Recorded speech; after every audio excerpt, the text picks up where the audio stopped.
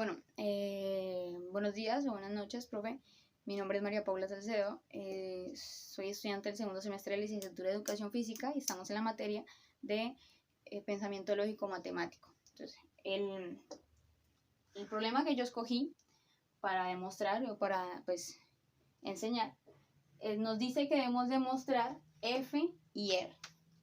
Entonces, aquí nos marcan las 4 premisas iniciales y ya después voy explicando las siguientes. Entonces, ¿cómo empezamos? Necesitamos saber qué paso nos deja hallar P5, o sea, con qué vamos a empezar.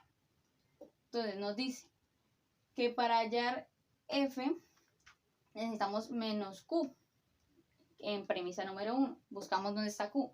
Q está en la premisa número 2. Para hallar Q no hay otra. Entonces, prácticamente directamente, si hallamos Q, hallamos F de la primera, ¿no? Ahora vamos a hallar R. Nos dice en la premisa número 4 que está R, que para hallar R necesitamos hallar A. ¿Y dónde más está A? Está en la premisa número 3, que está en negativo.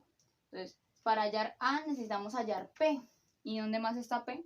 Todo esto nos lleva a la conclusión de que debemos iniciar con la premisa número 2. Entonces, como esta nos está afectando un signo y no podemos seguir simplificarla así, necesitamos aplicar la ley de Morgan. ¿Esto qué quiere decir? Que nos va a mezclar todos los signos y nos va a prácticamente a voltear los signos y el condicional. Entonces, como este signo negativo está afectando el paréntesis, lo resolvemos. Negativo y positivo da negativo, negativo P. El O va a pasar a ser I. Y negativo y positivo de Q va a ser negativo Q. Entonces, P2, ley de Morgan. Aplicamos la ley de Morgan.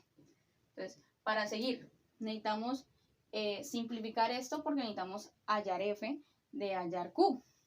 Entonces,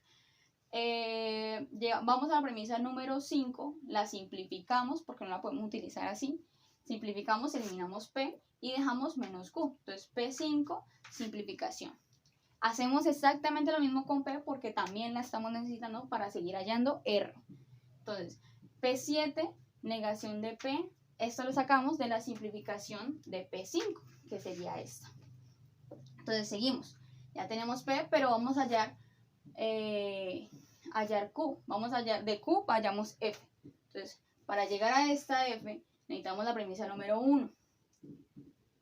Entonces, nos dice que como ya tenemos menos Q, vamos a aplicar la ley de modus ponendo ponens o MPP, que nos dice que si tenemos una, vamos a tener automáticamente la otra.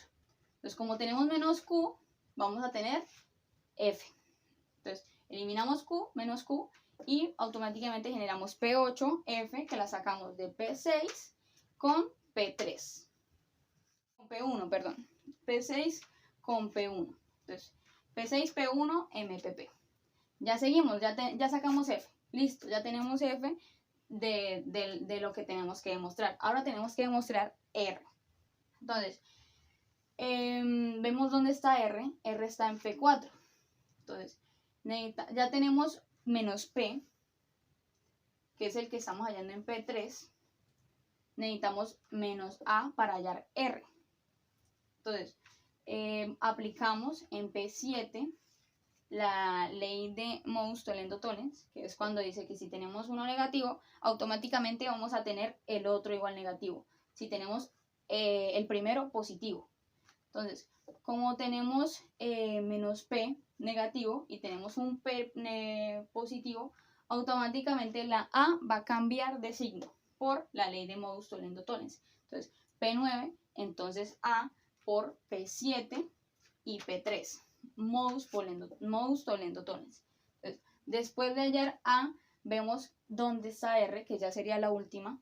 Entonces, en la premisa número 4 tenemos A. Y como tenemos A, tenemos una, vamos a tener automáticamente la otra con la ley de poniendo ponens.